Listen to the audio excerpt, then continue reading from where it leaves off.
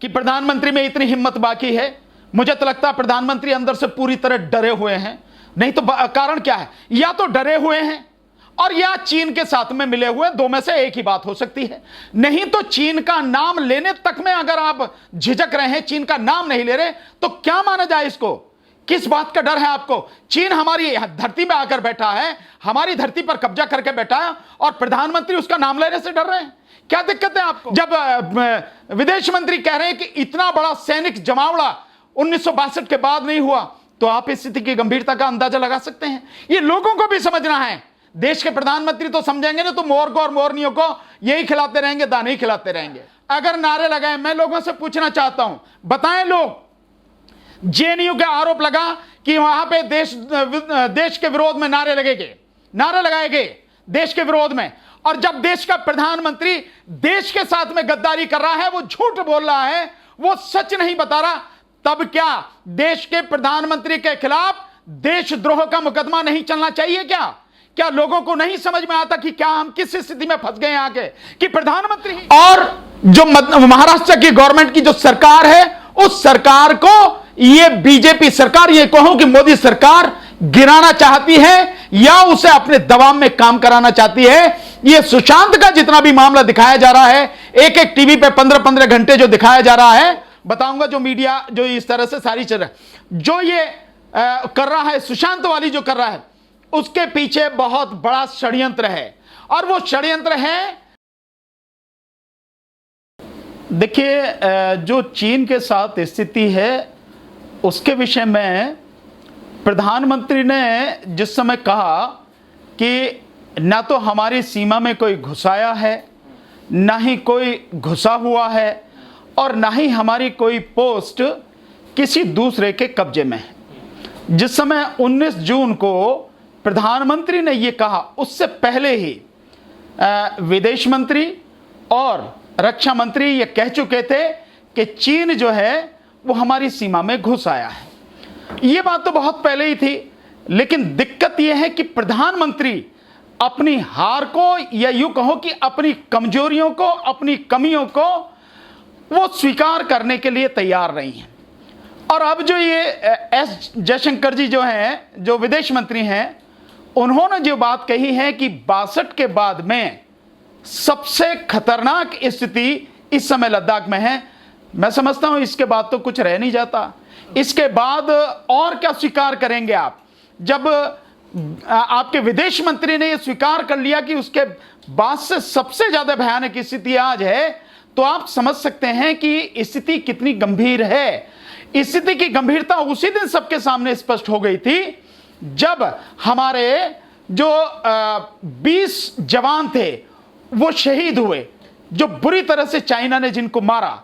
जब हमारे 10 जो जवान थे, जिसमें हमारे 3 अधिकारी लेवल के जो सैनिक थे वो, और बाकी जो उनको गिरफ्तार किया हुआ था, उनको कब्जे में लिया हुआ था, उनको बहुत दिन 2-3-4 दिन बाद जब उनको छोड़ा, और फिर हमारे जो हैं करीब 76 जवान घायल हुए, तो आप उसी से लगा सकते थे कि स्थिति कितनी भयानक है। लेकिन प्रधानमंत्री, क्योंकि प्रधानमंत्री की नाक तो बड़ी ऊंची है ना, प्रधानमंत्री का अहंकार तो बहुत ऊंचा है ना, बहुत बड़ा है ना, और वो जबरदस्ती झूठ, एक 56 इंच का सीना दिखाने की जो उनकी अपनी वो आदत है कि नहीं मैं ही सब कुछ हूं, अहम ब्रह्मास्मि, मैं जो कह रहा हूं वही सही है, वो जो स्थिति है उसकी वजह से ये सारी चीज आज भारत झेल रहा है।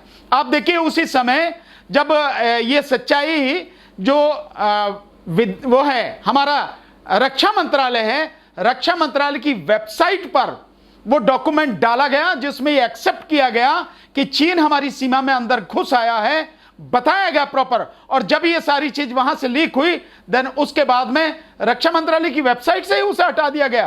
तो आप समझ सकते हैं कि किस तरह से देश की जनता को धोखा दिया जा रहा है, देश की जनता से झूठ बोला जा रहा है, और इस झूठ बोलने में और इस धोखा देने में और देश को गुमराह करने में सीधे सीधे देश के प्रधानमंत्री नरेंद्र मोदी शामिल हैं। नरेंद्र मोदी का ही इस झूठ बोलने में और देश को गुमराह करने में हाथ है। मैं समझता हूं कि जब विदेश मंत्री इस बात को स्वीकार कर रहे हैं, एस जयशंकर स्वीकार करने की इतनी भयानक स्थिति है, देन उसके बाद क्या रह जाता है? तो क्या प्रधानमंत्री को आके देश को बताना नहीं चाहिए कि देश की स्थिति यह है, ताकि देश की जनता को सच मालूम हो सके, सही मालूम हो सके, यथा स्थिति जो है वो पता लग सके। कितने ही बड़े पत्रकार हैं जो सेना से रिटायर्ड हैं, कर्नल शुक्ला हैं, चाहे और भी हैं, कितने ही लोग हैं, बड़े बड़े पत्रकार लगातार बता रहे हैं, सैटेलाइट की पिक्चरें दिखा के बता रहे हैं कि चीन वहां आके घुसा हुआ है, हमारी सीमा के अंदर घुसा हुआ है। जो पेंगोंग झील है उसमें फिंगर 4 से लेके फिंगर 8 के बीच का जो इलाका है उसने अपने कब्जे में कर रखा है। वहां उसने अपना जो मिलिट्री जमावड़ा है वो कर रखा है, वहां उसने तोपखाना लगा रखा है, अस्थायी उसने वहां पे हॉस्पिटल बना रखा है। इसके बाद और किसी चीज की जरूरत रह जाती है क्या? और अब एक नया और जो आ रहा है, सामने आ रहा है, जो नेपाल, चीन और भारत की सीमा पर लिपू लेक का जो इलाका है उसकी चीजें अब सामने आ रही हैं। वहां पे वो अपना तोपखाना लगा रहा है, वहां पे उसने सरफेस टू एयर मिसाइल लगा दी हैं, और वो भी वहां लगाई है जो मानसरोवर झील है, जो हिंदुओं का सबसे बड़ा एक तीर्थ मान सकते हैं, एक बहुत ही पवित्र एक जगह मानी जाती है, वहां पे लगा रखा है उसने। मैं समझता हूं इसके बाद तो और कुछ गंभीर स्थिति का अंदाजा लगाने की दूसरी चीज की किसी की जरूरत है नहीं। लगातार सब कोई कह रहा है, लेकिन प्रधानमंत्री मानने को तैयार नहीं है। और जरा सी कोई बात हो जाए, अगर नारे लगाए, मैं लोगों से पूछना चाहता हूं, बताएं लोग, जेएनयू का आरोप लगा कि वहां पे देश के विरोध में नारे लगाए गए देश के विरोध में, और जब देश का प्रधानमंत्री देश के साथ में गद्दारी कर रहा है, वो झूठ बोल रहा है, वो सच नहीं बता रहा, तब क्या देश के प्रधानमंत्री के खिलाफ देशद्रोह का मुकदमा नहीं चलना चाहिए? क्या लोगों को नहीं समझ में आता कि क्या हम किस स्थिति में फंस गए आके, कि प्रधानमंत्री ही देश की जनता से झूठ बोल रहा है, सच बोलने को तैयार नहीं है। आप सत्यहिंदी.com पे देख लीजिए, आप जो मिस्टर पनाग हैं जो आर्मी से ही हैं, और जो मिस्टर शुक्ला हैं वो भी आर्मी से ही हैं, कर्नल हैं, इतने बड़े बड़े लोग सारे सैटेलाइट पिक्चर और सब सारी चीजें बताने के बाद सच जनता के सामने रखें, लेकिन प्रधानमंत्री बताने को तैयार नहीं है। प्रधानमंत्री क्या है, उसमें तस्वीरें में लेकर मोरों को जो है दाना खिला रहे हैं। अरे आपको कम से कम ये शर्म आनी चाहिए कि देश इस परिस्थिति में फंसा हुआ है, इस विकट संकट देश गुजर रहा है। जब विदेश मंत्री कह रहे हैं कि इतना बड़ा सैनिक जमावड़ा 1962 के बाद नहीं हुआ, तो आप इस स्थिति की गंभीरता का अंदाजा लगा सकते हैं। ये लोगों को भी समझना है। देश के प्रधानमंत्री तो समझेंगे ना, तो मोर को और मोरनियों को यही खिलाते रहेंगे, दाने ही खिलाते रहेंगे।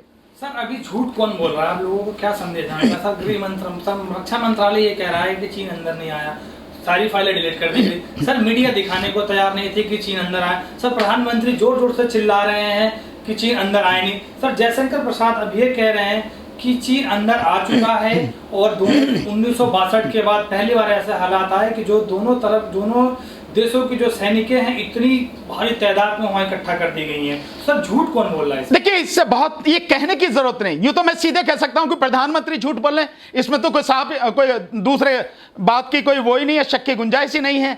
आप ये देखिए कि जब रक्षा मंत्री इस बात को एडमिट कर रहे हैं कि चीन हमारी सीमा के अंदर घुस आया है, लाइन ऑफ एक्चुअल कंट्रोल के अंदर घुस आया है, जब हमारे जो विदेश मंत्री हैं एस जयशंकर वो इस बात को कह रहे हैं, और अब तो उन्होंने खुल के कह दिया, तब इसके बाद में किसी और चीज की क्या जरूरत है? इतने बड़े बड़े पत्रकार जब सारा सैटेलाइट से सारी पिक्चर दिखा रहे हैं, सारा मीडिया जो सही मायने में जो मीडिया है वो ये सारी चीजें दिखा रहा है, बाकी रही गोदी और दलाल मीडिया की जो गुलाम मीडिया है वो तो वही दिखाएगा जो प्रधानमंत्री कहेंगे। प्रधानमंत्री की छवि को बनाने के लिए, छवि को और बेहतर बनाने के लिए कि बस यही है इस देश में और कोई नहीं है जो इस देश का उद्धार कर सकता है। हकीकत यह है कि यही वो व्यक्ति है जिसने देश का बेड़ा गर्क कर दिया हर तरह से। तो सीधा और साफ है सबके सामने, गृह मंत्री जो रक्षा मंत्री हैं और विदेश मंत्री के बयान के संदर्भ में और सैटेलाइट से जो पिक्चर आ रही हैं उसके संदर्भ में साफ है कि देश के प्रधानमंत्री देश से झूठ बोल रहे हैं, देश को गुमराह कर रहे हैं। हकीकत यह है कि स्थिति वाकई में बड़ी भयानक है, इससे निपटना और ईमानदारी के साथ निपटना, सच बता के देश को बहुत जरूरी है। तो जब देश में कोई बात आती है, पाकिस्तान के साथ कोई बात होती है, तो मीडिया पाकिस्तान पाकिस्तान चिल्लाता रहता है और पूरे दिन भर जो मीडिया पे पाकिस्तान की बातें चलती रहती हैं। और अब जब चीन ने हमारे साथ वो कर दिया है, धोखा दे दिया है और इतनी बाउंड्री के अंदर आके घुस गया है, तो मीडिया पे ये खबर बिल्कुल नहीं है। लेकिन मीडिया पर एक खबर बहुत बुरी तरह से चलाई जा रही है, वो सुशांत सिंह राजपूत की। इसको आप कैसे देख रहे हैं? देखिए, इसका बहुत सीधा है। जो मीडिया है, मैं पहले कह चुका हूं कि मीडिया गुलाम है, तलवे चाटने वाला है। मतलब मीडिया का इतना नैतिक पतन कभी नहीं हुआ इस देश में जितना आज के समय में हो चुका है। और वो मीडिया सिर्फ एक व्यक्ति की छवि सुधारने के लिए ही सारे काम कर रहा है और कुछ नहीं कर रहा। वो मीडिया सिर्फ और सिर्फ मोदी को कि बस यही सब कुछ है, यही सबसे बढ़िया है, यही इस देश का उद्धार कर सकता है, वो बताने के लिए बना है। जबकि हकीकत यह है कि जो स्थिति है वहां की भयानक स्थिति है, और जो ये सब कुछ करते हैं कि पाकिस्तान, वो सब देश की जनता को गुमराह करने के लिए, हिंदू मुस्लिम करने के लिए, देश की जनता का ध्यान बटाने के लिए ही वो सारी चीजें करते हैं। एक और चीज मैं आपको बताऊंगा, जो मीडिया जो इस तरह से सारी चीजें जो ये कर रहा है, सुशांत वाली जो कर रहा है, उसके पीछे बहुत बड़ा षड्यंत्र है। और वो षड्यंत्र है बीजेपी की सत्ता की भूख, हवस, या यूं मैं कहूं, वो क्या है सत्ता की हवस? क्योंकि बिहार में चुनाव होने वाला है और जो महाराष्ट्र की गवर्नमेंट की जो सरकार है, उस सरकार को ये बीजेपी सरकार, ये कहूं कि मोदी सरकार गिराना चाहती है या उसे अपने दबाव में काम कराना चाहती है। ये सुशांत का जितना भी मामला दिखाया जा रहा है, एक एक टीवी पे 15-15 घंटे जो दिखाया जा रहा है, वो सारा का सारा इसी सत्ता का खेल है, इसी राजनीति का खेल है, उसके अलावा और कुछ नहीं है। इसके सुशांत के विषय में थोड़ा सा आप समझने की कोशिश कीजिए। जो घटना घटी है, जो क्रिमिनल लॉ का सिद्धांत है, वो ये है, जो घटना घटी है, जहां पर घटी है, केस वहां पर रजिस्टर होना चाहिए, इन्वेस्टिगेशन वहां की वो टीम करे, वहां पे होना चाहिए। वहां ना होके ये जो सारी सब कुछ हो रहा है, ये जो नौटंकी की जा रही है, ये यूं कहूं कि ये जो एक षड्यंत्र किया जा रहा है बिहार के चुनाव को देखते हुए और महाराष्ट्र सरकार को गिराने के लिए, ये सब मीडिया पूरा उसी के तहत ये सारा का सारा काम कर रहा है। जैसे आपने देखा होगा कि मीडिया ने जिस तरह से तबलीगी जमात के लोगों के खिलाफ जिस तरह से बवंडर उन्होंने मचाया, और उसका नतीजा ये हुआ कि लोगों के दिमाग में बहुत कुछ बैठा दिया कि कोरोना उन्होंने फैलाया। जबकि अभी ये 31 अगस्त को जो बॉम्बे हाईकोर्ट की जो औरंगाबाद बेंच है, उसकी डिवीजन बेंच का जो जजमेंट आया, उससे साफ हो गया कि इन लोगों को बलि का बकरा बनाएगा। तो मीडिया केवल और केवल बीजेपी के इशारे पर काम करता है, बीजेपी के तलवे चाट के काम करता है, और वो नरेंद्र मोदी की छवि बनाने के लिए और बाकी सारे असली मुद्दों से ध्यान भटकाने के लिए ये सारे काम करता है। और मैं समझता हूं ये देश के साथ बहुत बड़ा धोखा है, देश के साथ में गद्दारी है। सर, सबसे बड़ा सवाल अब ये उठ रहा है कि सर देश में कोई भी गतिविधियां होती हैं तो सर प्रधानमंत्री आते हैं, अनाउंसमेट करते हैं, मन की बात कहते हैं, हर चीज कहते हैं। क्या हम इस बार भी उम्मीद लगा सकते हैं कि प्रधानमंत्री आए और कहें कि चीन हमारे भारत के अंदर घुस चुका है? भाई, हमें तो नहीं लगता कि प्रधानमंत्री में इतनी हिम्मत बाकी है। मुझे तो लगता है प्रधानमंत्री अंदर से पूरी तरह डरे हुए हैं। नहीं तो कारण क्या है? या तो डरे हुए हैं और या चीन के साथ में मिले हुए, दो में से एक ही बात हो सकती है। नहीं तो चीन का नाम लेने तक में अगर आप झिझक रहे हैं, चीन का नाम नहीं ले रहे, तो क्या माना जाए इसको? किस बात का डर है आपको? चीन हमारी धरती में आकर बैठा है, हमारी धरती पर कब्जा करके बैठा है, और प्रधानमंत्री उसका नाम लेने से डर रहे हैं? क्या दिक्कत है आपको? तो सीधे सीधे कहिए ना आप, अगर आप कहना चाहते हैं कि चीन जो ये विस्तारवादी नीति है इसको बंद करे और चीन हमारी धरती से वापस जाए, अन्यथा इसका मुंह तोड़ जवाब दिया जाएगा। भाई, आप माने या ना माने, एक दिन आने वाला तो है ही ऐसा कि जिस समय जो है चाइना के साथ में आपको संघर्ष करना ही पड़ेगा, उससे आप बच नहीं पाएंगे।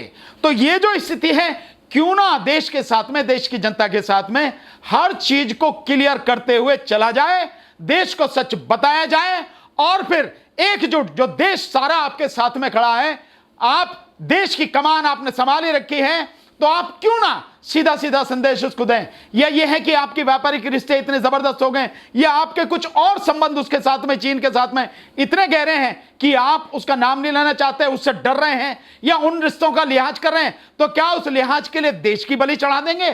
क्या उस डर के लिए आप देश को बर्बाद कर देंगे? लग तो ऐसा ही रहा है। तो प्रधानमंत्री को साफ कहना चाहिए, मन की बात नहीं, अब जो भी कुछ बात होनी चाहिए सच्ची बात होनी चाहिए, सही बात होनी चाहिए, कोई मन की बात नहीं होनी चाहिए।